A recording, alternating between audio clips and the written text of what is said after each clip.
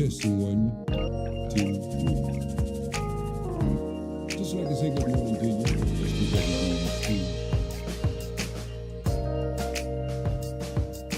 It's been a while.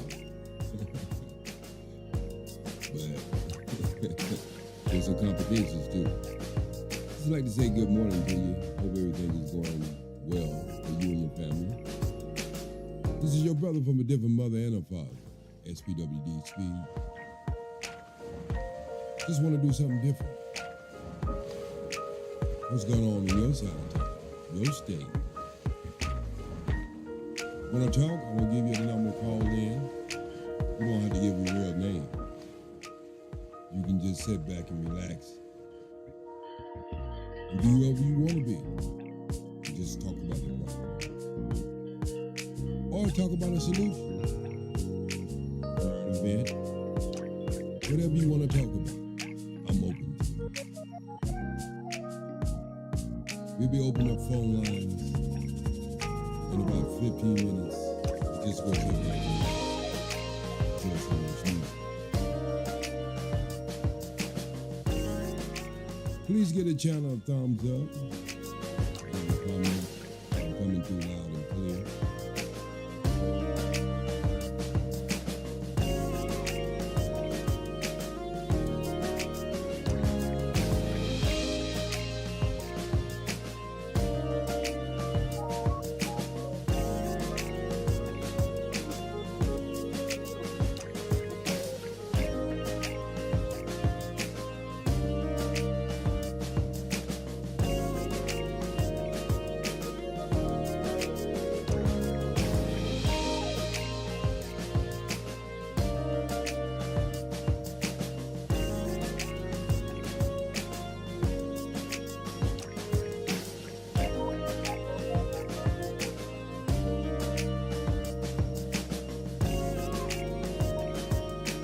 That's a test. 1, 2, 3.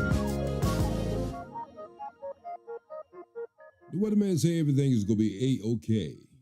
95 degrees in the shade in Southern California. Just like I said, this is SPWD Speed, bringing it to you all the way live. It's been a while since I did a live broadcast.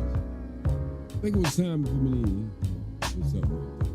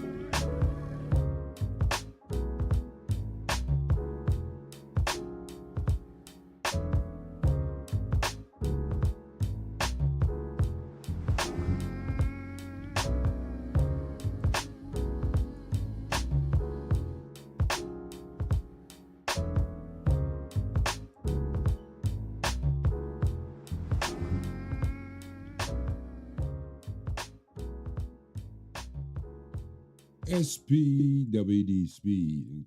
Give a shout out to the East Coast, Washington, D.C., Connecticut, New Jersey, New York, Chicago, Chi-Town, Detroit, and Philadelphia. Come on down to the Macy-Dixie line. North Carolina, South Carolina. Richmond, I always forget about Richmond. And that's the Dixie line. Slide on down to Florida, you know what I mean? And I stayed in Florida a little while down there in Florida City, Miami too, a couple of years. Go slide over to Mississippi, Alabama, Louisiana, Oklahoma. I didn't even know my daughter had moved up. She's throw the surprise in on me. Down to Texas, you know what I mean? And then you got that Arizona. Then we're gonna jump over to Sin City. I know everybody's waiting on that almost $2 billion lottery.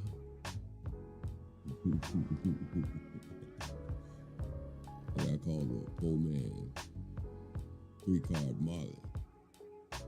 Go slide on to LA. That's where I've been for 1990. Been here.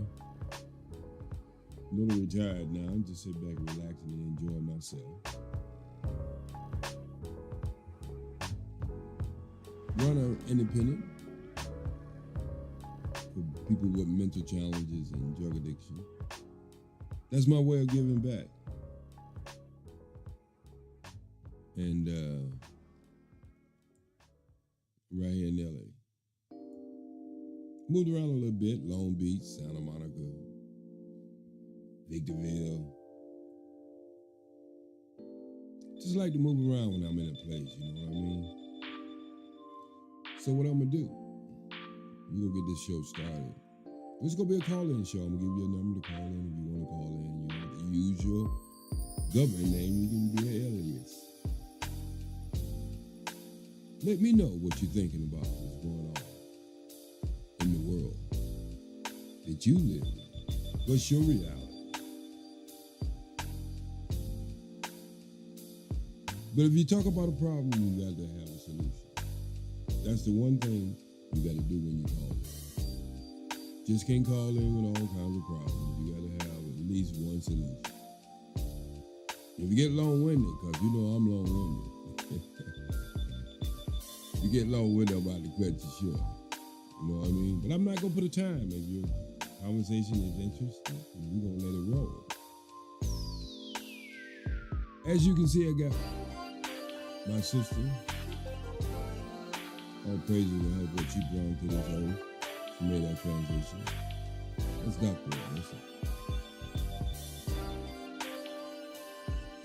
She wrote the ISIS paper. System white supremacy. What people usually make a mistake about, they're always talking about white supremacy. Ain't nobody got no supremacy. You know what color they have. But she talks about a system that works towards the best interest of the people who came up with it. And it pretty much works against us. That's just the way it is. And so we're going to get into these conversations. My brother in the house. Been a while since I've seen you. And hope you and your family is doing well. Salute to you too. And just like I said, we're going to have a conversation tonight. It's going to be a call-in show, strictly telephone, usual. Tell me what you think was really going on in your reality. Because you know we all have our own reality, our own point of view, our own prejudice. Because we live in human beings. We have to use our own mind and our brains, and it may be totally different from what somebody else is thinking. All conversations is open. Whatever you want to talk about. We'll get started in about 10 minutes. Let's make this interesting. This might be something I might want to do each and every night, especially for the truckers out there, the people who can't sleep or people who are working on night shift. Give you something different. And as I say, if you go call in, whatever you call in, whatever you want to talk about, when you talk about problems, you got to at least have one solution. That's all I ask. And all the people who comes on and support my show, I mean, when I say support my show, just come over and give a thumbs up.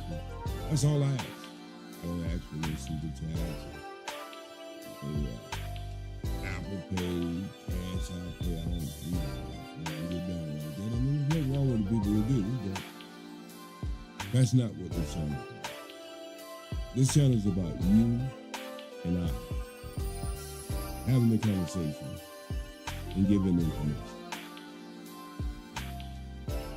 So, just like I said, the show's gonna start off in about 10 minutes, and we gonna let it roll, okay?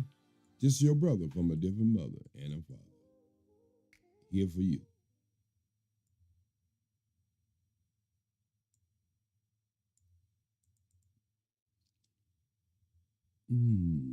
Trying to figure out why this is not working the way I wanted it to work, but it's okay. We'll get it together.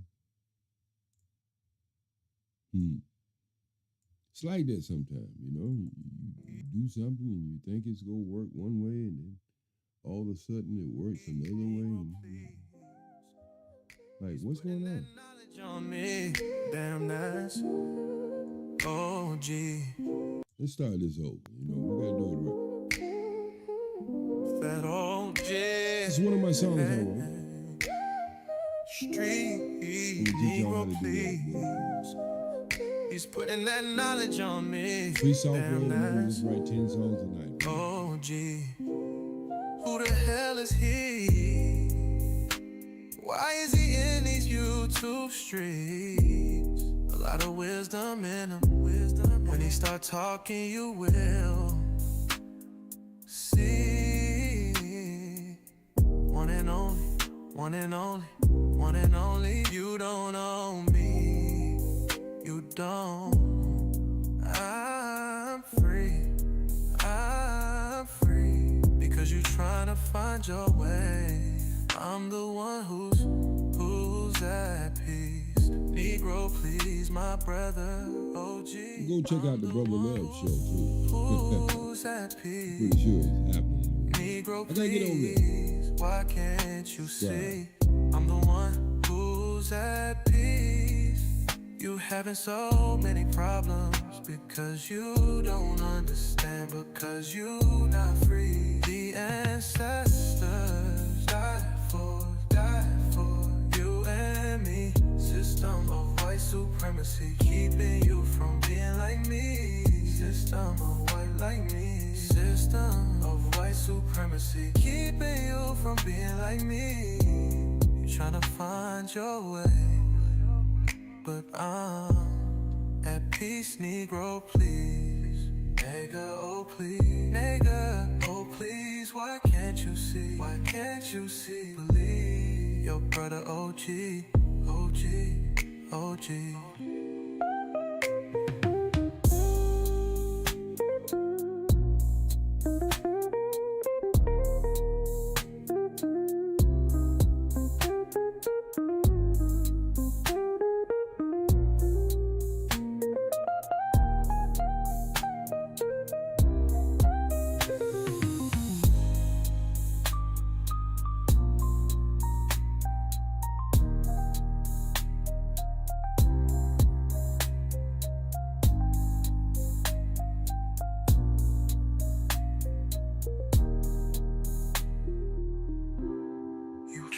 Find your way, but I'm at peace, Negro, please. Negro, please. Nigga, oh please, why can't you see? Why can't you see? Believe your brother OG, OG.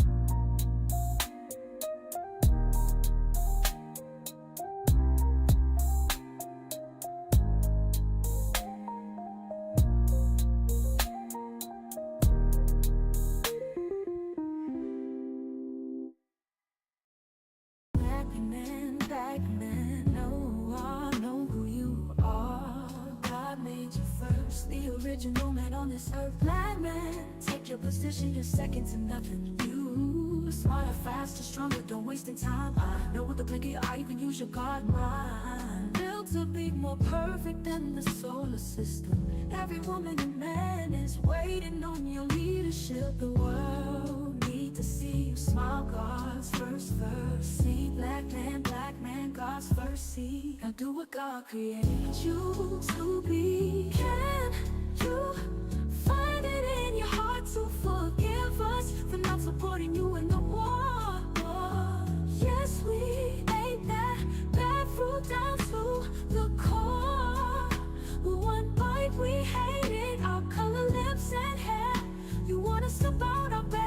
attitudes, we just kept denying it because we didn't care. Now black men eyes are seeking other types of women, and that's something black women will have to bear. We haven't been our best black men, please don't give up on us. Black women can start with something simple like the way we dress. World need to see you smile, seconds to nothing. You smarter, faster, stronger, God's first sister. Every woman and man is waiting on your leadership. The world need to see you smile, God's first friend. You find it in your heart to forgive us for not supporting you in the war. Yes, we ate that fruit down to the core. The good created, we hated our color, lips, and hair. You want us about our bad attitudes, we just kept denying it because we didn't care.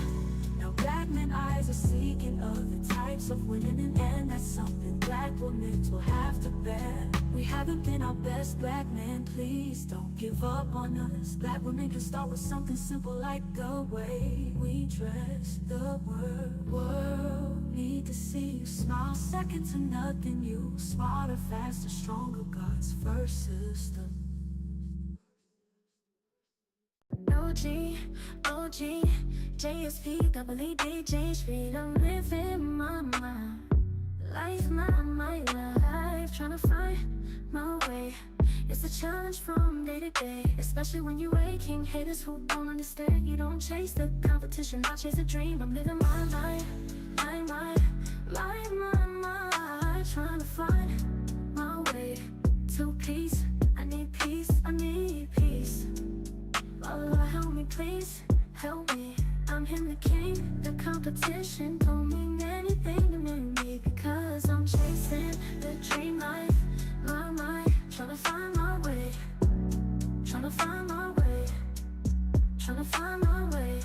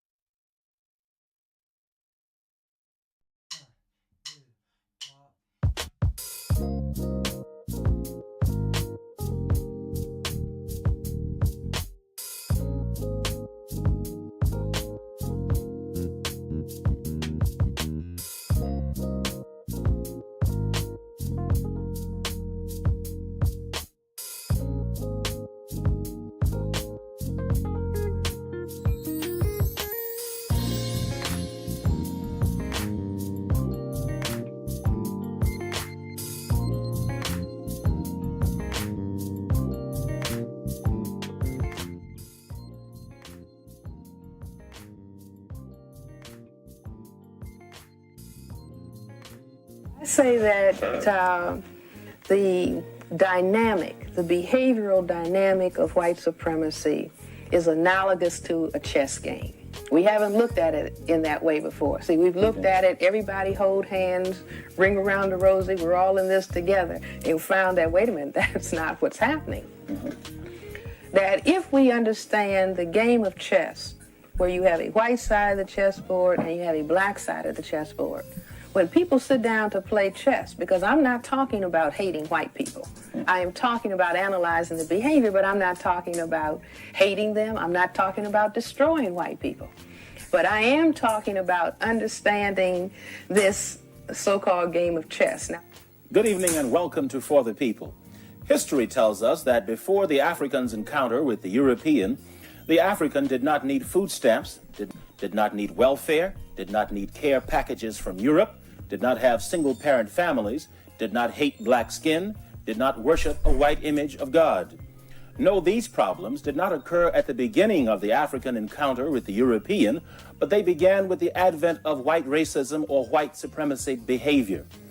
But while much scholarly attention has been focused on the victims of white supremacy behavior, there has been almost no serious scholarly examination of the white psyche that gave birth to white supremacy behavior. Dr. Frances Cress Welsing is a Washington, D.C.-based psychiatrist who has been studying white supremacy behavior for more than 20 years. As you look at the economic, political, and cultural condition of African Americans and Africans around the world, what do you see as the primary obstacle blocking our development? Well, I would label that obstacle with one word: racism, or the phrase white supremacy. That I believe that we need to understand racism in quite a different way. We need to understand white supremacy as we would understand a science.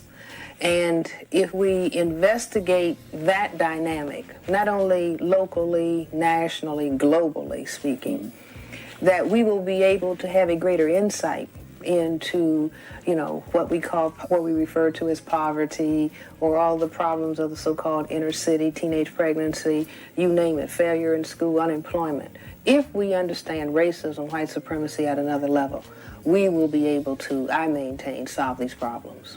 How do you define white supremacy or racism? Well, I understand racism. Well, let me just drop back. Okay.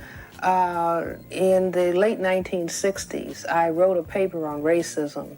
The paper was really written for fellow colleagues in psychiatry because we were looking at racism. If you remember, 20 years ago, people were having black caucuses and looking at the issue of racism during the civil rights era. And so I put down my thoughts about racism. And I entitled the paper that I wrote, The Cress Theory of Color Confrontation and Racism, in parentheses, White Supremacy. Cress is my maiden name. And so I entitled the paper that. But basically, I looked at racism as a behavioral dynamic that came about because the white population in the world is a tiny minority population. It is also a genetic recessive population in terms of skin coloration. And so I looked at racism as behavior that evolved when this minority population that was genetic recessive found itself in a world, on a planet in which the vast majority of the people, black, brown, red, and yellow, are not only the numerical majority, but they are genetically dominant in terms of skin coloration and could potentially cause white genetic annihilation.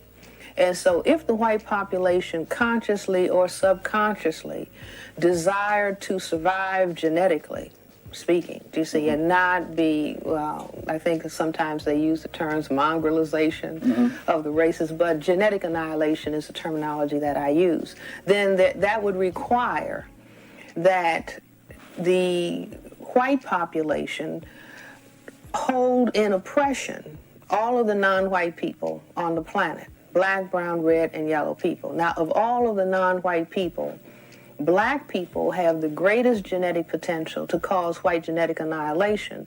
And so when we were children, we learned, if you're black, stay back, brown, stick around, yellow, mellow, white, right. Now, those are the gradations of the genetic production of this black pigment melanin. And so the more melanin you have, the greater threat to the fear of white genetic annihilation. So that's the way that I understand racism. And racism is not something that is just operative at the economic level. That racism, to use the terminology of a gentleman named Neely Fuller, who has also written about racism, that it is operative in all areas of people activity: economics, education, entertainment, labor, law, politics, religion, sex, and war. In other words, there are behaviors that are carried out across the board in all areas of people activity to prevent white genetic annihilation or to maintain white genetic survival. Two terms, genetic recessive and genetic annihilation. What do they mean?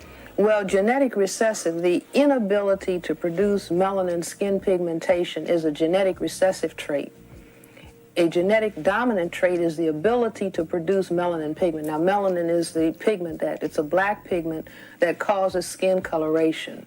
And so the inability to produce that pigment is a genetic recessive trait, whereas a genetically dominant trait is the ability to produce it. And so that's why when you mix black people and white people, the product is a product of color. The person is going to be a colored person. Okay, so in a sentence or two again, the Kress theory of color confrontation says what?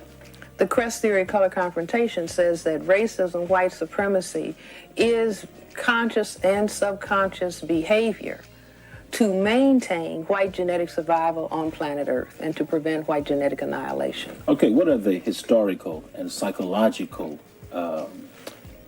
evidences that lead you to believe that racism is based in the fear whites have around genetic survival?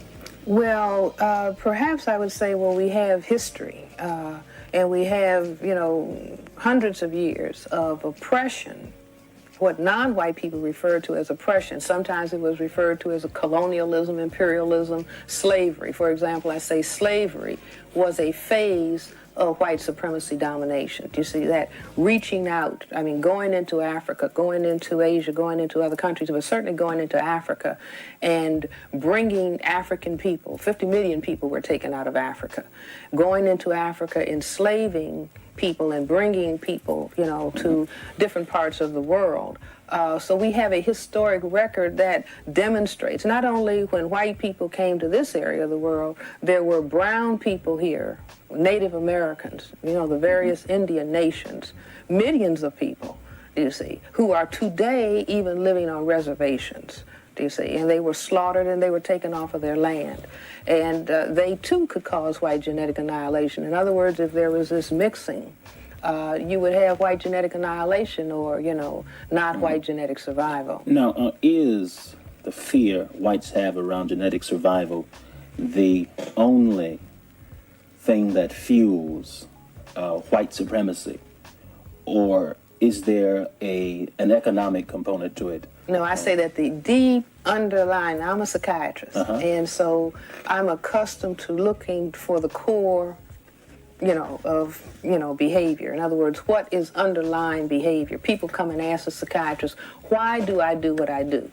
If the answer was just at the surface level, they would be able to see it themselves. Sometimes you have to look very deeply to see, well, what is fueling, what is underlying this? And so I say that the fear of white genetic annihilation fuels all of the activity that we see. It's not only a fear of genetic annihilation, but there's also a sense of inadequacy that goes along with that fear. Do you see? And I say that one of the major evidences of a sense of genetic inadequacy is I would say, the obsession to tan.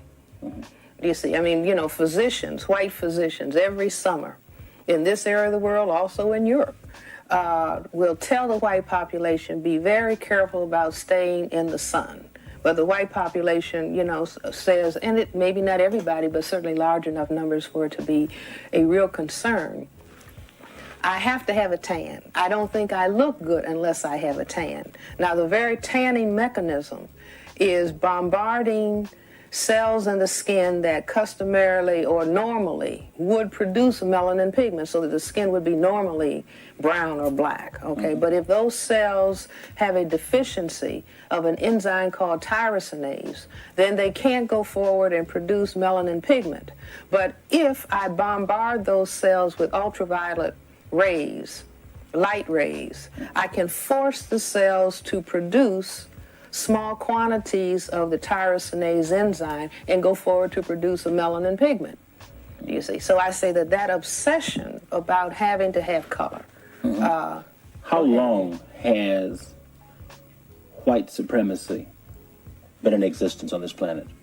Well, I would go back 2,000 years. I would go back to even Greek and Roman times. If we bring to mind a map of the world and we see this gigantic continent of Africa, and then we see the very tiny countries that are atop the continent of Africa, Europe, And if we look and, visualize on the northern tier of the Mediterranean, Greece and Rome, so that when you had the white population, 2,500 years ago coming into Africa, there had to be the awareness that, white genetic annihilation was possible. And to the extent that people will say that the Greeks were white, or the Romans were white, with all the intermixture that was going on with black people in Africa, then there had to be, there had to be the maintenance of a white population, or saying, well, the white population is going to have certain privileges and the non-white population is going to be denied those privileges. Otherwise, everybody would have been colored. Because you certainly had more people in Africa than you had in, the tiny area of Europe. And so if there was just a genetic blending, everybody, blending together, then everybody would have been dark. But if everybody is not dark, then that means that there's a segregation going on based on the ability to produce melanin skin pigmentation, and I say that that's white supremacy. How does your perception of racism differ from the traditional perception of racism? Well, I'm not sure what you would call the traditional, but maybe the traditional view says that racism came about as a result of certain kinds of economic activity. You see, in that if you segregate on the basis of color, that you can have a population that you can economically exploit because they are identifiable as being non-white people. And you say that's not valid. And I say, no, I say it's upside down, that it's the other way around, that the oppression, because non-white people and black people in particular are not just exploited or oppressed in the area of economics, they're oppressed across the board. Economics, education, entertainment, labor, law, politics, religion, sex, and war. The oppression, for what I refer to as white genetic survival is operative in all areas of people activity, not simply the economic area. And I think that black people have, if we are going to, as black people, take responsibility, and I think that, some white people from time to time verbalize, oh, I'm so tired of you people begging and asking. We're tired of giving. And, I understand that in terms of white genetic survival thinking, okay? But if black people are going to take responsibility for the situation that we find ourselves in, or all the non-white people on the planet, that are suffering under white supremacy, if we are going to take responsibility, then that means that we have to analyze that we've thought, well, if they change the laws, everything will be all right. Or if I get a job, everything is going to be all right. If I get an education, everything is going to be all right. So now we find, no, that's not true. Which gets to my next question, really. How has the, quote, traditional view of what racism is hampered our ability to deal with it effectively? Well, it's the same thing as a doctor having an inadequate diagnosis. If as a physician I have an inadequate diagnosis of the patient's condition, then I'm doing something with the patient, but the patient continues to be sick. The patient might even die. A smart physician will say, I have the wrong diagnosis, or my diagnosis is inadequate. I really need to study this patient in greater depth to find out what is really going on, so then I can then do something about it. And so I'm saying that instead of, because I think that with this understanding of racism, I can understand. I mean, I'm not angry at white people because they're practicing white supremacy. I think it's unjust. I think it's horrible. But when I analyze their situation and say, well, they're doing this to survive. They are frightened. I mean, even the killing of black men are a threat to white genetic survival. Why? Well, because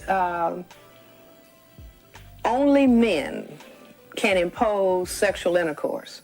White males coming out of Europe impose sexual intercourse in Africa on, African women. Women cannot impose sexual intercourse. White women cannot impose sexual intercourse. Black women cannot impose sexual intercourse. Do you follow what I'm saying? That's basic physiology. Do you see? Because let's say if a woman said to a man, you are going to have sex with me, And he says no. And so I pull out an M16 rifle. And I say, you better. Do you see, if I frighten him, then he'll lose the erection. Right. So the male cannot be forced. But males can force females. White males can force females. Black males can force females. So that the fear of white genetic annihilation centers really on the black male. Do you see? And that was why I say the Republican Party could win an election by talking about Willie Horton.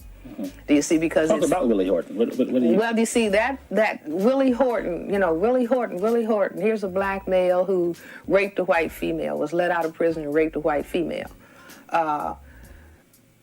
Everybody, the white females, that is, got very frightened by that, we are told. Do you see? But I say that what was really being stirred up, not only in the white females, but in the white males also, was here is a black man, do you see, who is invading white females, and that is how white genetic annihilation occurs.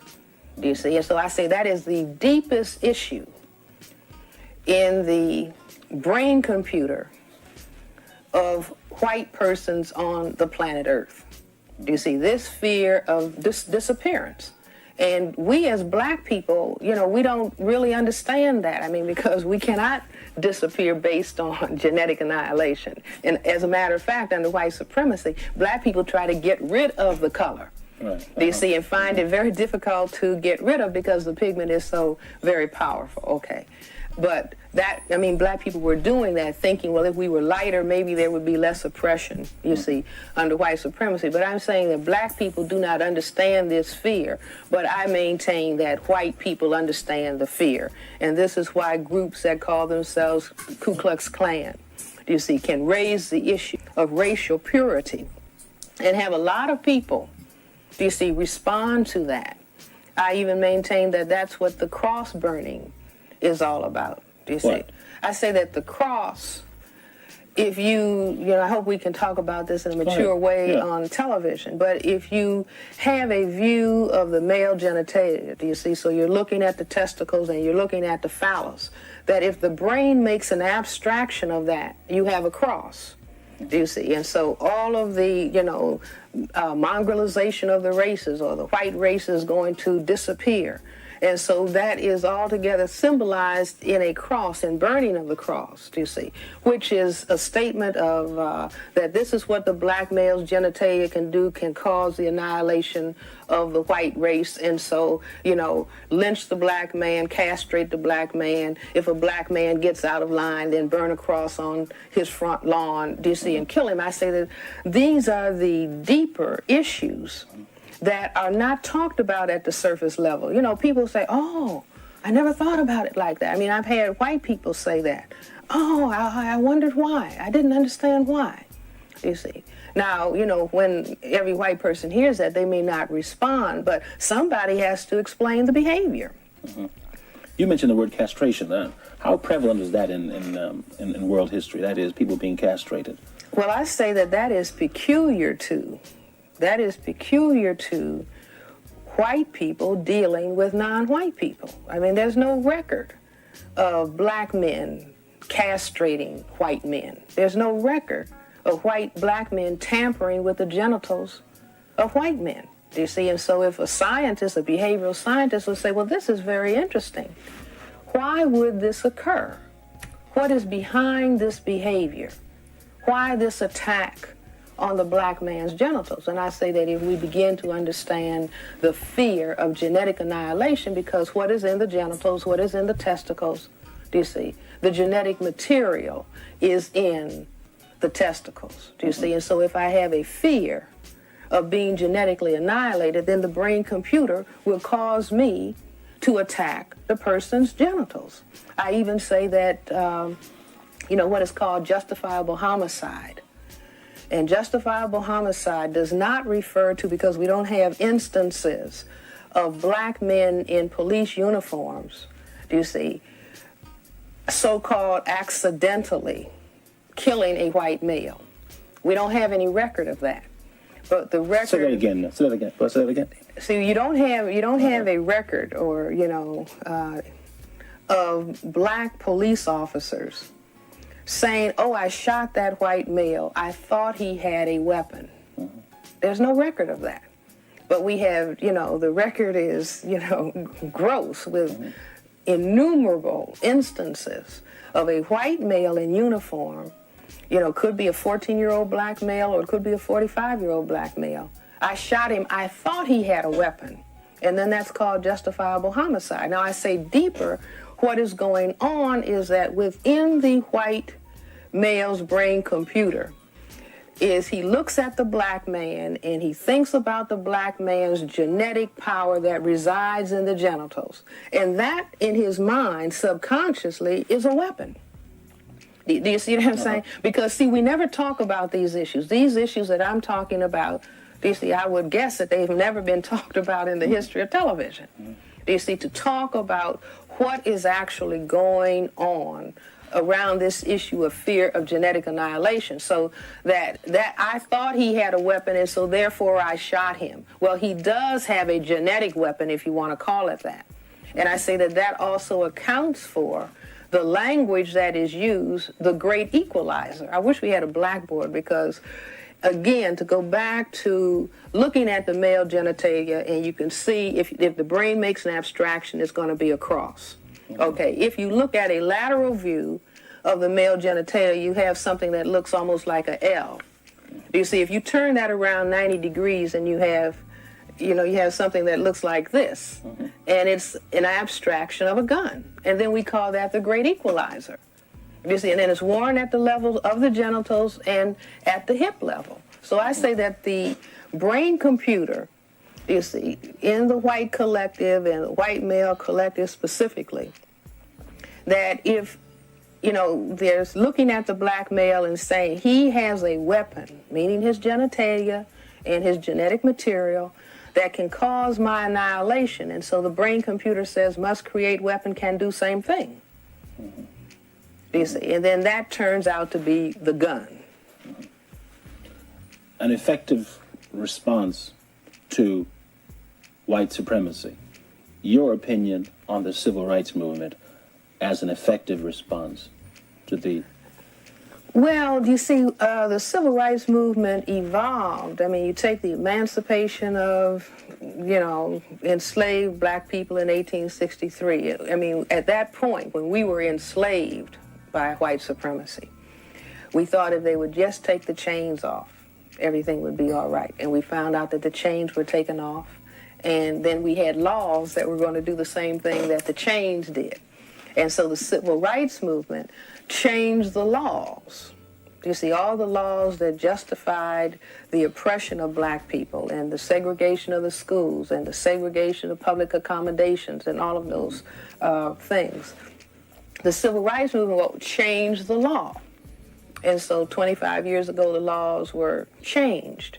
And so 25 years later, you see, people are talking about going back and changing the law. I said that's because we don't understand that we have a total system construct that is not simply about laws, that is about white genetic survival. And so the law, if it changes and it becomes more liberal in relationship to the oppression of black people, in a short period of time, it has to go back, you see, to a conservative mode, if you will. You see, because the underlying issue is there has to be white genetic survival by any necessary means.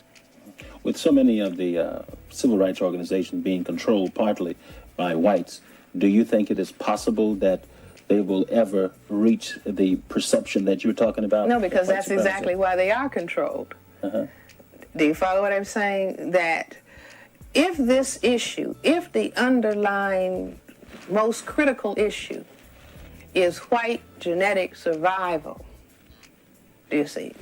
Then let's say that a white person says, I'm really well-intended. I really want to help change things. Now, that's at a more surface level. They're not even consciously aware of the issue of white genetic survival. Do you see? And so I want to help, but then I only help up to a certain point. Because then another little voice will say to my unconscious, subconscious mind, You see, now is the time, before we enter the 21st century, for us to fully understand exactly and specifically what white supremacy is all about, and people at all ages should know. What should black children be told about white supremacy? Exactly what we're talking about here. Do you see? And more, that white supremacy is a system of behavior evolved by a tiny minority of people on the planet who are genetic recessive to the majority. And these behaviors that oppress and hold non-white people down are for the purpose of white genetic survival. These are very unjust behavior, boys and girls, or children. Good evening and welcome to For the People and the second part of our conversation with psychiatrist Dr. Frances Cress Welsing on white racism. Now, in different parts of the country, when I go around and speak, I will ask, white people, do you want your children to be colored? Do you want your grandchildren to be colored? Do you want your great-grandchildren? Do you want your great-great-grandchildren to be colored? And they say no. So I say, well, if you don't want that to happen, you have to be engaging in certain specific behaviors. You see, so that that issue about genetic annihilation does not occur. And this is what we experience, you see, as black people, as non-white. And they should be engaged in what activities? They should be engaged in what? That black people should be engaged? No, I thought you were saying the whites. I'm saying that the white, you see, we keep running into, wait a minute, there's a wall. Let's say it might be a black man trying to matriculate in a job situation, and he finds I can only go this far. And then I run into this invisible wall. And people might say, oh, no, we're not discriminating. But the black person knows that that wall is there. They keep hitting the wall, do you see? Or they're eliminated. Or it's just like looking, how we're looking at the Supreme Court decisions that have recently come about. Do you see? Oh, wow, they're now going back to the old way of doing things. The door opened a little bit, and now the door has to slam back, do you see? And we feel that pressure. And this is what we say, well, racism is going on, do you see? But the white response would say, oh, nothing is happening. Now, if more African Americans and Africans around the world were to begin to look at white supremacy in the manner that you have outlined, what would it mean in terms of how we respond to white supremacy as opposed to, quote, that traditional? Well, that's why we had this chessboard here. Okay, all right. Because I say that the dynamic, the behavioral dynamic of white supremacy is analogous to a chess game. We haven't looked at it in that way before. See, we've looked at it, everybody hold hands, ring around the rosy, we're all in this together, and we found that, wait a minute, that's not what's happening. That if we understand the game of chess, where you have a white side of the chessboard and you have a black side of the chessboard, when people sit down to play chess, because I'm not talking about hating white people, I am talking about analyzing the behavior, but I'm not talking about hating them, I'm not talking about destroying white people. But I am talking about understanding this so-called game of chess. Now, if we look further at the chess game, that in the game of chess for the last 100 years, the game has been played where white always moves first. So that the white side of the chessboard is playing offense, defense. The black side of the chessboard has to play defense, offense. So I say that that's a perfect analogy to white supremacy. White supremacy has to move against non-white people for the purpose of white genetic survival, you see. And also, the game of chess is about checkmating the king. You see, with white moving offensively and then defensively, that means that the real issue in the game of chess is about the white king checkmating the black king. And I say that that is perfectly analogous to racism, white supremacy, because the primary thrust of the attack of racism, white supremacy, it's against all black people or all non-white people, but it is most specifically against the black male, because it is the black male who can cause white genetic annihilation. You see, and so the game of chess is about the white king checkmating the black king. And so I say that if we begin to say, oh, it's like the game of chess. You see, and black people say, oh, we didn't understand that. Oh, now we can play because it's just a matter of tactics and strategy. And I go further, to look at the chessboard as though each of these columns, each of the vertical columns on the chessboard, we really need 9. And if we looked at it, one column represents economics, another economics, education, entertainment, labor, law, politics, religion, sex, and war. And so you have to play on those 9 fronts simultaneously, which is just like playing chess. You don't play on just one column.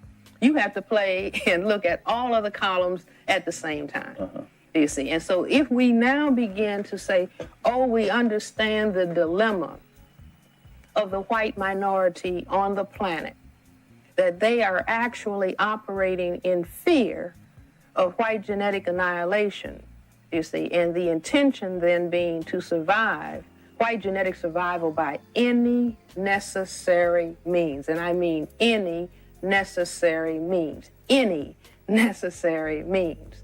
Then black people can begin to say, oh, okay. That means that we have to have tactics and strategies for, you see, black survival and maximal development. In the presence of this continuous onslaught, we will give up completely, you see, begging and pleading, that all of that energy, like 90% of our energy as black people in this area of the world, is being spent begging and pleading, you see, but that would be analogous to the person who is playing the black side of the chessboard begging the white side to let them win. Do you see? So if you're playing the black side of the chessboard and you start asking the white side to let you make some points, they ought to take you to the nearest mental hospital. That's not the way the game is played. You see, the same thing with basketball, the same thing with football. And is that why we're back now to the Supreme Court going back and undoing? Right. Well, you see, I say that it's that cycle. In other words, white supremacy, you can look at it as Mr. Neely Fuller does, as, having 4 phases: establishment, maintenance, expansion, and refinement. And so after you go into refinement, you have to go back to establishment. So what do you think of the goal of equality? Well, I think that the issue about equality, the dynamic of racism as I have analyzed it, and white supremacy is coming about because people feel unequal. You see, people feel, well, somebody else has a dominant genetic trait that can cause my genetic annihilation. And so that's the game that's on the table. And so equality, you see, you cannot establish equality when you have that dynamic going on of somebody feeling, I have to have everything, or I have to be in charge, either because I'll be genetically annihilated or because I feel genetically inadequate. I have to try to balance that out by having all of the money, all of the jobs, all of the houses, all of the things that are decent, you see. And I can only feel balanced out if I'm looking at the people who I really look at as genetically dominant to me, if I can reduce them to a state of inferiority, and then I can say, see, I'm superior. Now that's the dilemma. And I have said, when I wrote the paper, The Crest Theory, called Confrontation, I said the challenge to white behavioral, it's a challenge, or the challenge to white behavioral scientists, to help the white population locally and globally become comfortable with its color and its minority status in the world. How do you do that? Well, first of all, by talking about it. Do you see? But this is a topic that you cannot talk about. I mean, you should take an A and 1,000 gold stars for having, airing this kind of discussion. This is a discussion that you cannot bring out. Do you see? If you are a black person trying to talk about racism, you can lose a job. Oh, she's always talking about racism. You see, no, we don't want to talk about racism. We certainly don't want to analyze it, because if we analyze it, then, you see, one can get rid of white supremacy. For example, if all of the non-white people on the planet begin to understand the dynamic of white supremacy will come to a stop. You see, because one of the plays, tactically, strategically, on the chessboard of white supremacy is a minority survives in the presence of a majority by dividing and conquering. You see, pit this group of black people against that group of black people. You see, which is reminiscent of the current discussion that goes something like this. The black middle class is not interested in the black underclass. Do you see? Divide and conquer. Do you see? Get the black side of the chessboard, so to speak, warring against these pieces, warring against one another, as opposed to looking at the white side of the chessboard. And I'm sure that they have plays like that in football, do you see, where you kind of cause confusion on the other team's side so that they are not able to score and make the play. Let me just interject the Chinese student situation in this and get your reaction to that in terms of this divide and conquer thing. I think you'd mentioned this to me in a conversation, how you saw the Chinese student thing. Well, for sure, I wasn't in Peking. Beijing. Right. So I don't really know, but just making an analysis from this point of view of understanding white supremacy, I said that if there were persons who classified themselves as white, and they're looking all over the globe, and they're looking, oh my God, you know, the major economic activity in the world today is occurring in Asia. Now we've got this, you know, Japanese economic colossus, and what if they were able to link up with the 1 billion Chinese people and they started trading together? What will happen to us? The yellow hordes might be getting together. Well, can we cause some confusion? Now that would just be my analysis. I don't know. You see, but it seems very interesting to me that a short time ago, you see, China opened its doors, and then now you have all of this confusion, and you have the Chinese students putting up, you see, a statue that looked to me, I mean, white styrofoam. You see, it wasn't a yellow styrofoam. You see, so I don't know. I don't know who has been talking to the Chinese students. Do you see, well, your leaders are too oppressive, and so therefore you must, you know, move against them. I mean, these are, you know, the kinds of moves that are made throughout history. So I just raised that question, is that what happened? Because I certainly know that that dynamic constantly goes on amongst black people, do you see, or the relationships of whites towards black, that divide and conquer. Well, do you know that Francis at Listervelt was talking about you the other day in the office?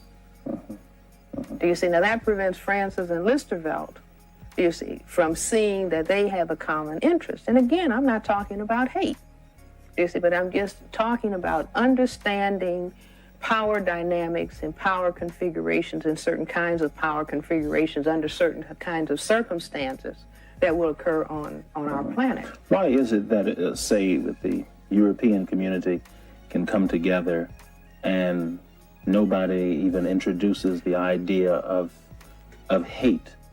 Why is it that when this kind of discussion is being held, people have to be very careful and say that, well, it's the same. Do you see? Well, if they're talking about getting out from under white supremacy oppression, they must be talking about hating us. And I say that that comes from that deeper fear they can harm us. Do you see? And they can harm us even goes to someone like Dr. Martin Luther King, who was talking about peace and nonviolence. Do you see? He was looked upon as a troublemaker and a violent man. He was subsequently killed by a white male, do you see? And all he was talking about was love. Now, I say again, if everybody loved on the planet, white would disappear, you see? And so, therefore, he has to be attacked. And so this fear that I maintain for the most part, I do not hear white behavioral scientists or white social scientists in any way addressing what is going on in the white psyche. Do you see? So that one of the things in psychiatry, the job of the psychiatrist is making that which is subconscious, bringing it to conscious attention. You see, for example, a psychiatrist might try to help a man who's having difficulty getting along with his wife, do you see? And so they're arguing all the time. That the psychiatrist might say, well, you know, tell me about your childhood. Tell me about your relationship with your mother and with your father. You see, and let's say if the mother was punitive towards the child, now the child represses that pain. But then when the child is now an adult and goes to relate to his wife, he can't get along with his wife. Do you see, because of the identification, do you see, of somebody's going to do me harm, do you see? And so you help the person become aware of material that they have repressed. Now, I believe that, if you say, well, what is the origin of the white supremacy system? I go all the way back to Africa, thousands and thousands and thousands of years ago, because, even, now, the white anthropologists and paleontologists are now agreeing that human life began in Africa, and the first people were black. Now, I knew that the first people had to be black. Why? Because you can only, black can produce all of the colors. I can have a child that is an albino mutant, which would then be white. You see, blonde hair, blue eyes, white. If I produced an albino mutant, you see, I can also produce black. White can only produce white. So white could not have produced all of the colors on the planet. You see, and white being a genetic recessive trait. So only black people could have produced all the colors. And once you produce a mutation to albinism, and you mix those together, then you have all the colors on the planet, which is why if somebody looked at the population in this area of the world that is called black, you will see all of the colors in the human family. You will see all of the appearances of everybody in the human family in simply the American population that is called, what we call American in this area of the world. You will see somebody that is, in terms of their physical appearance, representative of everybody. And that has come about as a combination of mixing, you see, the African with the European genetic types, okay? You have said that whites are not always conscious of their racist behavior. What do you mean by this? And should it matter to black people? Should it matter to us whether this racist behavior is conscious or not? Well, people often ask that, if I jumped out of this chair and went over and slapped you, you see, there might be subconscious determinants. You see, but right. Your issue is, wait a minute, Francis, you slapped me, you see, and I have to, I can't permit that behavior to go on. Now we can, after I stop you, I can help you deal with why. But your position is that it must stop, you see. And so as I said before, I don't know of anybody that is helping the white population on the planet, you see, really focus on and look at and think about white supremacy behavior. But that, again, stands to reason. You see, that whole white supremacy dynamic that is now global evolved as a protective system of behavior for the purpose of white genetic survival. Do you really think that helping whites see the root cause of racism is going to stop it? It's going to stop it, right? I don't really think so. You see, I could wish and hope that it would, but at a, perhaps a more analytical level or scientific level, if a person constructs a survival modality, you see, then chances are they're going to play that out. I think that the answer is going to come about because black people and other non-white people begin to understand, oh, I see, it's just like, just like playing chess. You say, oh, I see they went into that opening, they're going to go into thus and so, you see, system of moves. And so from the black side, then the blacks would evolve patterns of behavior that would put that destructive behavior in check. You see, for example, black people can, by understanding white supremacy, they can consciously move into no squabbling and fighting amongst one another.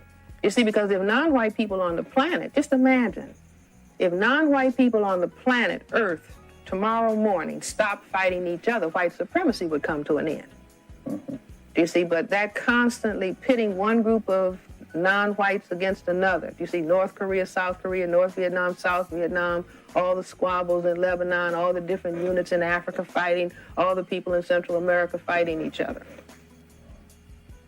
Now that is how, you see, that's one major way in which white supremacy is being maintained. But see, there are a lot of very deep issues. For example, once white supremacy is established, as we have it now in this area of the world, let's just look, so that I turn on my television, and let's say I could be a black child. The television is turned on, and I see white, white, white, white, white, white, white, white, white, white, white, white. I never see an image of myself as a black child. Do you see? Or I might see an image of myself if I'm a black male child, and I'll have a hat turned on backwards, and my eyes will be bucked looking up. Do you see what I'm saying? Mm-hmm. Those are images of inadequacy. And so the very television is teaching me to hate myself and to admire what it is that I see.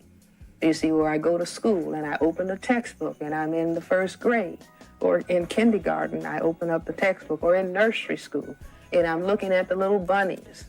Do you see? And they're all white. Do you see? I don't see anything that is dignifying black. You see, if I learn the English language, or if I learn any language in the white supremacy system and culture, you see, that's French, English, all of the languages that are spoken by people who classify themselves as white, you see, use black as the major pejorative. You see, the stock market falls, and then we call that Black Monday or Tuesday. Black people didn't have anything to do with it. You see, or white people are engaging in demeaning, degrading sexual activities, they will call it kinky. You see, well, that's supposed to be what black people do. Black people won't even know about any such sexual practices. You see, so all kinds of negativity is dumped around the word black, so that when a black person learns that language, they are really learning self-hate.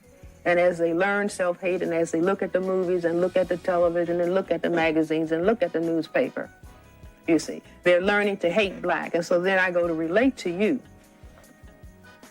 you see, as a black person. And so my behavior has got to be destructive until I consciously begin to understand more objectively about what is happening, you see. And then I say, even in the presence of the white supremacy dynamic, I will to respect myself and to love myself and highly regard myself as a black person.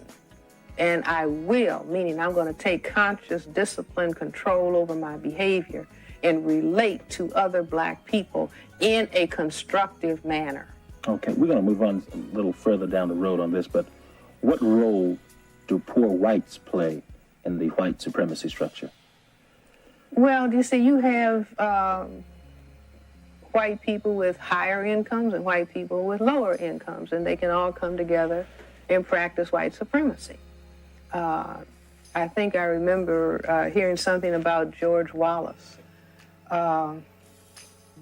And, you know, I'm remembering, and so it may not be totally accurate, but I think it's accurate enough.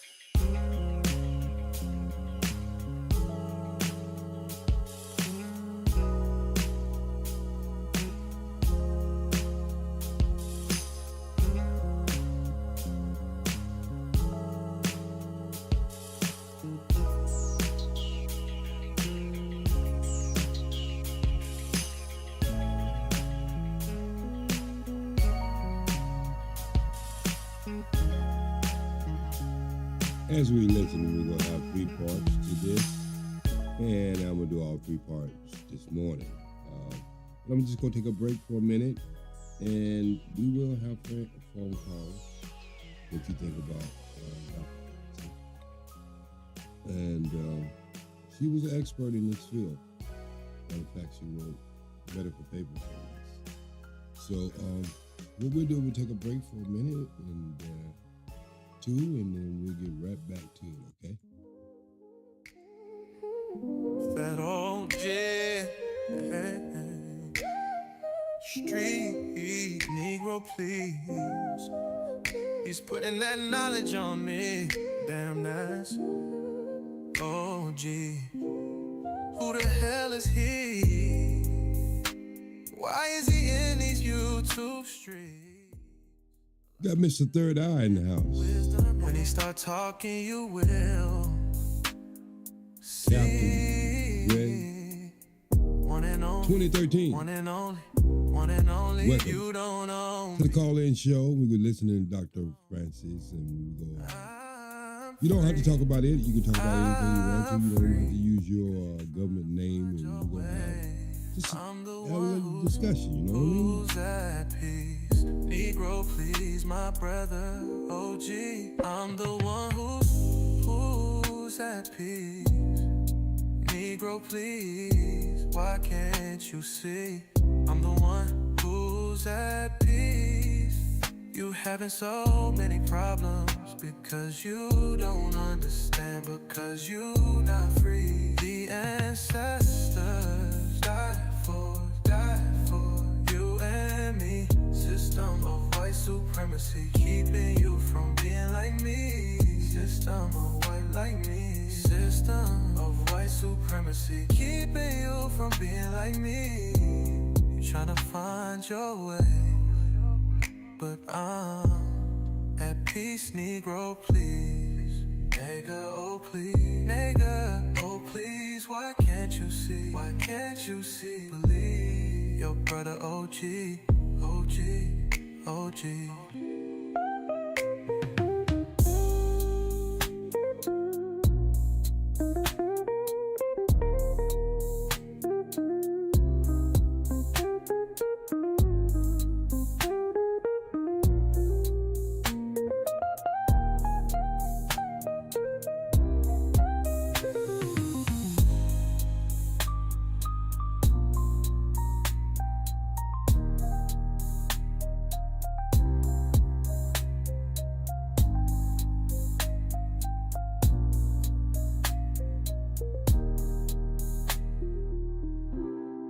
Trying to find your way, but I'm at peace, Negro, please. Negro, please. Nigga, oh please, why can't you see? Why can't you see? Believe your brother OG, OG.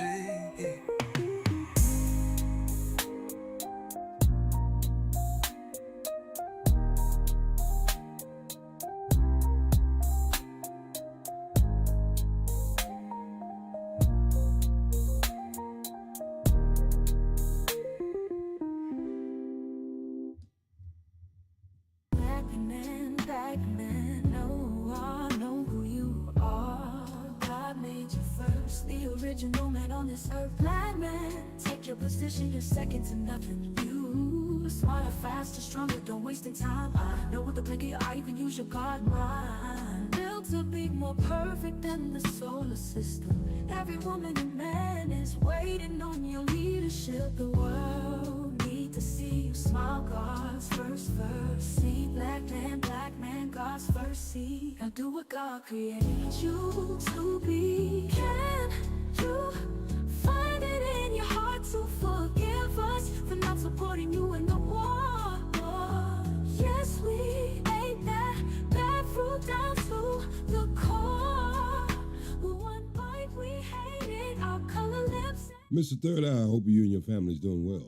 I haven't seen you in We a just while. kept denying it because we didn't care. Now black men eyes are seeking other types of women, and that's something black women will have to bear. We haven't been our best, black men, please don't give up on us. Black women can start with something simple like the way we dress. The world need to see you smile, seconds to nothing. You smarter, faster, stronger, God's first sister. Every woman and man is waiting on your leadership. The world need to see you smile, God's first love.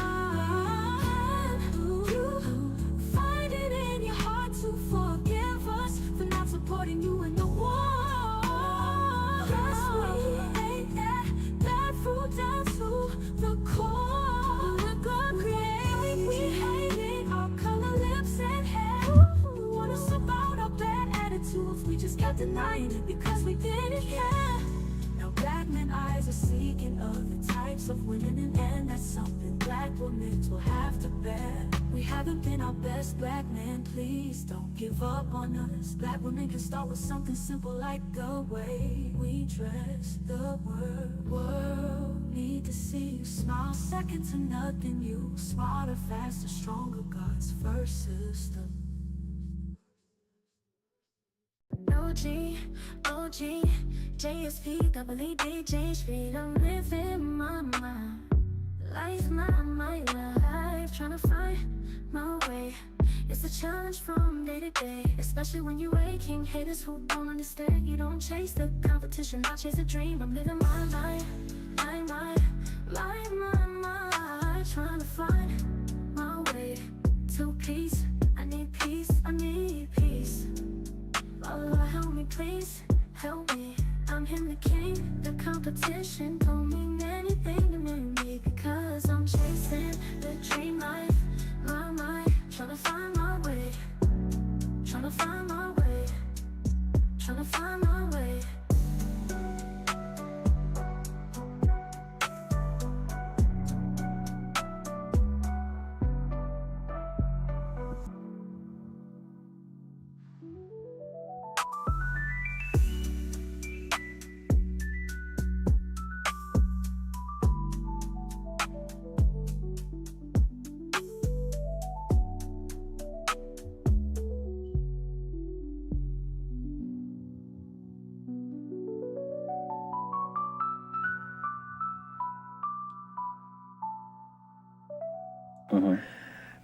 He said that when he first went into politics in the state of Alabama, that he thought that the chance for the poor white person would be to come together with black people, just a common cause to improve education, improve health, improve housing, improve roads and whatnot. And he said he found out that the white persons were not interested necessarily. You see, that was not a priority interest. The priority interest was to feel that they were better than black people. You see, now that I understand that in terms of white genetic survival, because that was true not only for the low-income white person, it was also true for the upper-income white person. So I don't make those distinctions, you see, and say, well, okay, lower-income white people are so-called bad, and then, you know, upper-income white people are not. No, across the economic spectrum. How did the attempted Jewish extinction in Germany help you in your analysis of white supremacy? Well, I'll tell you, you know, this is, I think, very interesting history. I went to Antioch College in Yellow Springs, Ohio as an undergrad. And my parents, when I graduated in 1957, my parents said, what do you want for graduation? And I said, send me to Germany. That was 12 years after the end of the Second World War. I said, send me to Germany, because I wanted to live with German people and ask them, did you know what you were doing to your neighbors? You see, so my parents sent me to Germany. And I lived in Germany and would talk to German people and would ask them. And all the German people, you know, they were nice. Francis, come and live in our house. So that was a very, very important kind of information, that people could be nice on the surface, you see, but they could destroy their neighbor. It was only later that I kept saying, well, what does this term, what does anti-Semitism mean? What does this term Semite really mean? If you look in the dictionary, the word Semite, they say somebody who speaks a Semitic language, but, you know, every third grader knows you don't define a word with the same word. And so I thought about that word because I consider myself a student of what happened in Germany. Read everything about what was that behavior about. And so I suddenly, you know, came to the realization, or the insight came to me, that Semite is from the Latin prefix semi, meaning half. And on the northern tier of Africa, you had, white people, Greek and Roman soldiers coming in and raping African women and producing a mulatto group. That Semite is the same word, you see, that we use over here when we say mulatto. The person who is the mixture of black and white under a system of white domination. And so you had some of those persons, going up into Europe, going north. And so they were in Europe for 2,000 years, but people looked at them as, no matter how much miscegenation went on further with white people in Europe, they were still being looked at as, like, you're a little bit dark. Do you see that you're still colored? And so I say that, if you read Mein Kampf and if you read Hitler, if you listen to the Europeans, you see, Hitler was talking about, this is an Aryan state. This is white supremacy. This is going to be pure white people. And so the people who historically were, products, their genetic roots went back to Africa. You see, many had large noses and their hair still remained frizzy from the genetic material in Africa. But Europe said we can't digest this and remain white. And so they found themselves killing. You see, Germany planned to kill 11 million Semites of the Jewish religion. They succeeded in killing 6. And I maintain that. I have what I call the phrase, the genocidal imperative, you see, which is when white supremacy gets pushed, it has to destroy large numbers of people that it classifies as non-white. Do you see, as a survival, a cleansing. Now, this is very, very destructive behavior, but I say that it can be analyzed and it can be understood, and it is incumbent upon everybody. It's incumbent upon black people, and it is incumbent upon white people to understand this behavior. Other than the game of chess, are there other games that you feel mirror white supremacy behavior? Yes. What are they? Take all of the ball games. You see, the ball games are a major preoccupation in the white supremacy system and culture. And I say that, again, it's the reason in the crest theory I said that there's a continuous focusing on color, genetics, and sex, because that focus on color, genetics, and sex is white genetic survival focusing. Okay, so that in this culture, and we could say that, this area of the world called the United States of America is the highest expression of the white supremacy dynamic. You see, everybody flowed from Europe here, and so the dynamic that is going on, goes on everywhere, South Africa, Europe, wherever, you see, but this is, a major expression and dynamic. And over here, we have all these ball games, and the balls, I say, are representative of the testicles, which are also called balls. You see, the culture says, keep your eye on the ball. Well, at one level, it's a ball game. At another level, it's symbolic conditioning about white genetic survival. Am I making myself clear? Go ahead. Okay. If I said, well, what are the 2 series of ball games that are played in this area of the world, in the white supremacy culture, what would you say? Ball games? There are 2 series of ball games, and you look at it all the time, but basketball. Not having, Basketball. No, that's a... Football. I'll have to hit it sooner or later. You can tell how much I'm into sports. Okay, the 2 series of ball games, and we actually are looking at it all the time, but not having decoded the issue of white genetic survival, we don't see at that level. It's large brown and small white. Okay. Explain. All the ball games, the big brown balls are basketball, football, soccer. The small white balls are ping pong, golf, tennis. Now I say that the small white balls are representative of white male testicles. The large brown balls are representative of the black male's testicles. You see, they're all larger. And so if you say, well, what ball games are played by the men that are considered, not by Francis Welsing, but by the culture as the most virile, what games do the men that are considered most virile play? Question. They have to be football. Do you see the large brown balls? Do you see? And that's just like the question, who has the largest phallus, the black male or the white? I mean, that's the underlying question in the culture over and over and over again. And I say that that also, represents a preoccupation with the dominant genetic material, you see, that the black male possesses compared to white males. You see, look at the game of billiards, pool. You see, where you have a white ball that knocks all the colored balls under the table. The last ball that gets knocked in is a black 8 ball. And so at the end of the game, all the colored balls have been knocked under the table, and the white ball sits on top of the table. And you say this is no accident. And well, no. You see, the brain computer, the brain computer is a fantastic instrument. Do you see? And the brain computer says, what do you want me to do? Do you see? How can I help you survive? Tell me who your enemy is, and then I'll, punch out, basically what it is that you must do. You see, but these are our brain computers. And after a while, you don't really have to think about it. You don't have to think about it. Like you have it on automatic. Mm-hmm.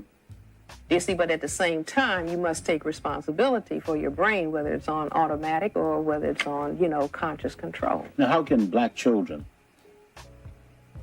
and adults be taught how? Let me just go back. Go ahead. Uh-huh. Let me go back even to the smoking objects. Okay. Because there are 2 series of smoking objects in the white supremacy culture.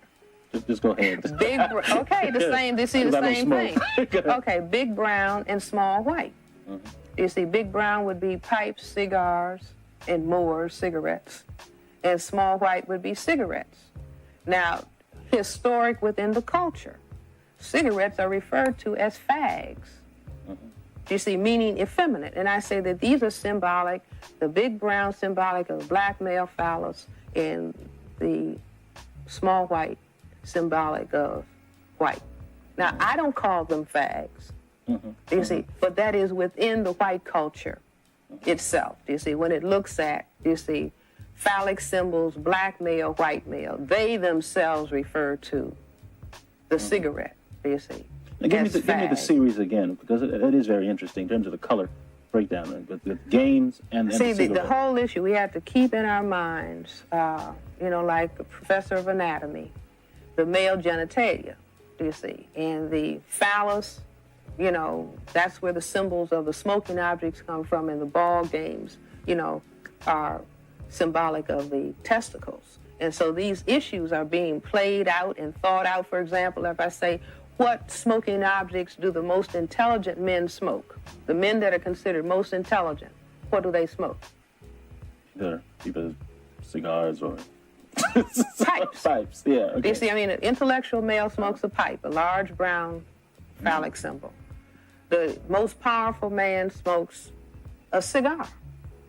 You see, now I didn't invent this, but I can, once you decode that the issue is white genetic survival, you see, then you begin to see this play of symbols that are representative of that. It's just like decoding, sun tanning. It's just like decoding, the white culture says it hates black and it can't stand black, but they love chocolate. You see, constantly taking chocolate into the body. You see, and saying eating chocolate is an erotic experience. Black people don't think like that. You see, but again, it's like, well, we have a deficiency, a color deficiency, and so if you think you have a color deficiency, you will want to put brown substance in your body. You see, and so from chocolate, all of the major drinks are dark brown or coffee, tea, chocolate. You see, it's like when I went to Germany years ago, their favorite candy was a little chocolate baby doll that they referred to as nigger babies. That was the favorite candy. In where? In Germany. Mm-hmm. Nigger babies, that's what they were called. You see? And Germany recently, I don't know how long ago, somebody will know, but Germany at a certain point, maybe 15 years ago, said, well, we're drinking Coca-Cola. See, even Coca-Cola, Pepsi-Cola, all these dark drinks that people who, feel this deficiency. But But Germany said, well, we, need to have our own national cola. Why are we drinking Coca-Cola? That's from the United States. And so they developed their own cola. What do you think they called it? What did they call it? Africola. AFRI, from Africa, has a palm tree on the bottle. Now, you see, why would that? I mean, you would think it would be Deutsche Cola, do you see? But why Africola as, the major drink to balance out Coca-Cola in that culture? How can black children and adults be taught how to decode white supremacy symbols and language? Well, again... Probably very difficult to... Well, no, because I wrote about this in the crest theory. For example, one of the things I focused on in writing about the crest theory is, white people, large numbers of white people, with a preoccupation to talk about black people are genetically inferior to white people compared, in terms of intelligence. They are genetically inferior. They are genetically inferior. That's still being said. We can't find anybody qualified, do you see? These are all various ways of talking, for the white population to talk about black genetic inferiority. But I say that the reason that anybody would say, if I kept saying, you are genetically inferior, you are genetically inferior, you are genetically inferior, then you say, so I wonder why Frances is preoccupied about talking about genetic inferiority. Perchance does she feel genetically inadequate, you see? And so I say that black people have to begin to understand white supremacy, the white psyche, as a science.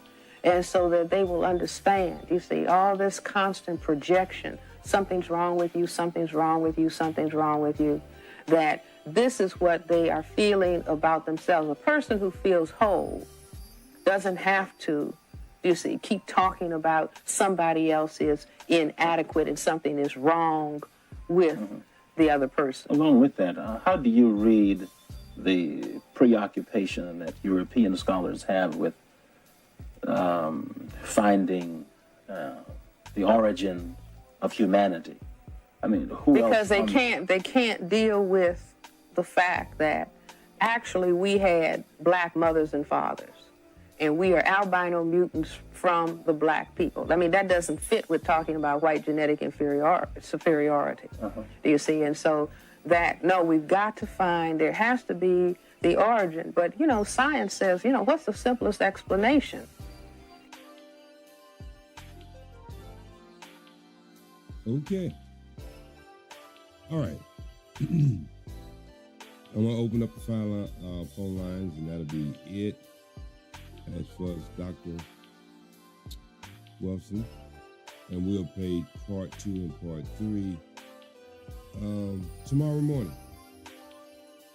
If you have anything that you want to say about what was said up to this point, put a 1 in the chat, and I'll open up the lines. If nobody put a 1 in the chat, then I won't open up the line, and I'll just close this part out. And a hell of a lot of information she gave. Matter of fact, this whole interview took on about 2 hours and 20-something minutes. So I'll be playing part 2 and 3 tomorrow morning. And so if you have something you want to say about what you heard at this point, just put 1 in the chat, and I'll open up the line. But if no one choose to do that, then what can we do? All right? I'll give you about 2 minutes to make up your mind. If you feel like you want to talk, call in. Put a 1 in the chat.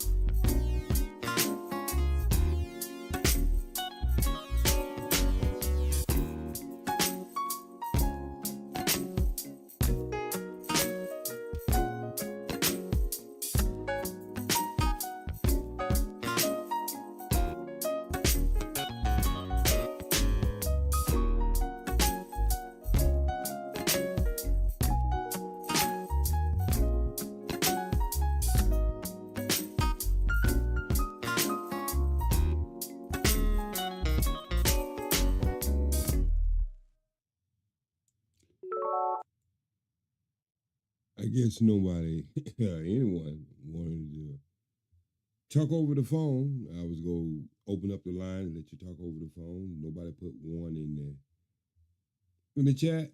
So, nothing else for me to do but let you know tomorrow morning I will play part 2 and 3.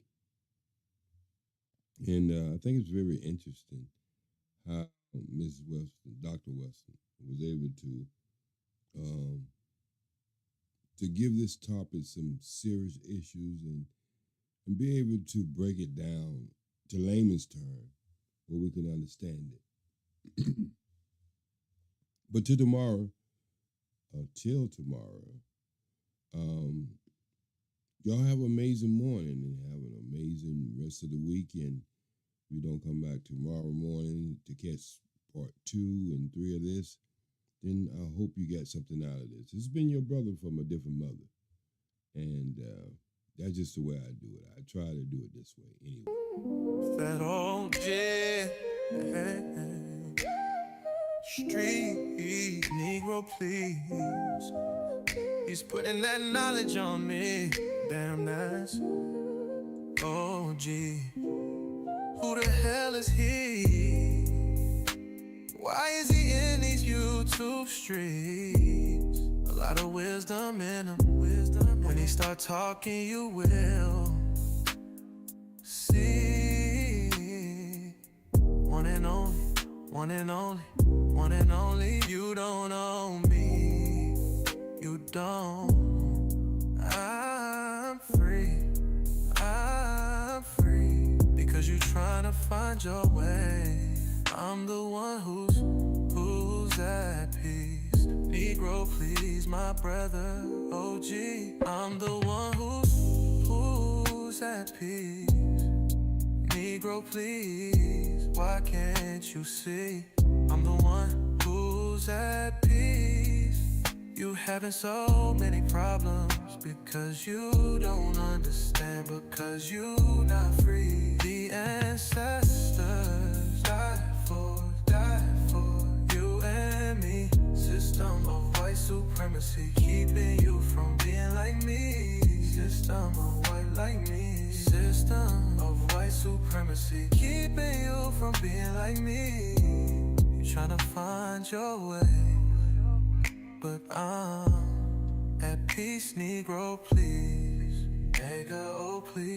Nigga, oh please. Why can't you see? Why can't you see? Believe your brother OG, OG, OG.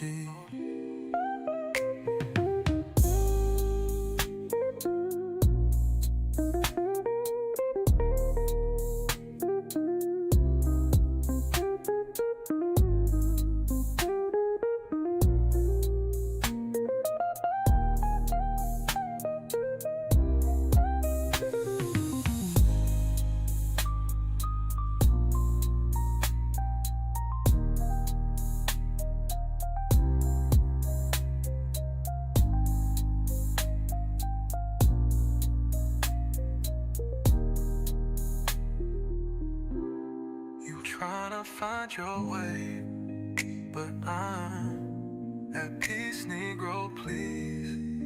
Negro, please.